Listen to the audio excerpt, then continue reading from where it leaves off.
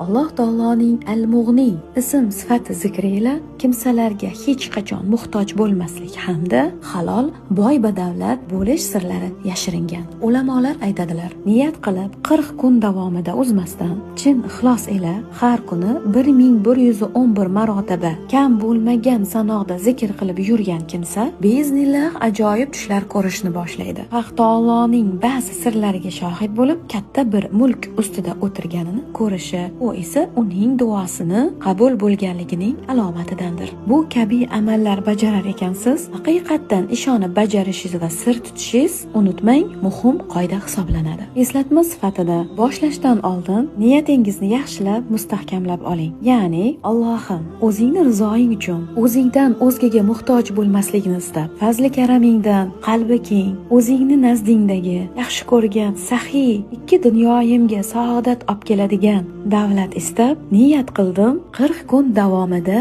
Al-Mughni ism sifatingni zikr qilmoqlikni. Allohim, men seni quling, sen esa mening Robbimsan. Sen izn bersangina, qodir qilsangina bu amalni bajara olaman. Yolvorib so'rayman, davomiy meni zikrlaringda qoyim qilib qo'ygin. Chunki mening itoatim sening izningdadir. Amin ya robbil alamin deya boshlar ekansiz. Albatta Alloh taoloning o'zi fazli karami ila sizga eslatib, bajarishingizga qodir qilib qo'yadi inshaallohu taala.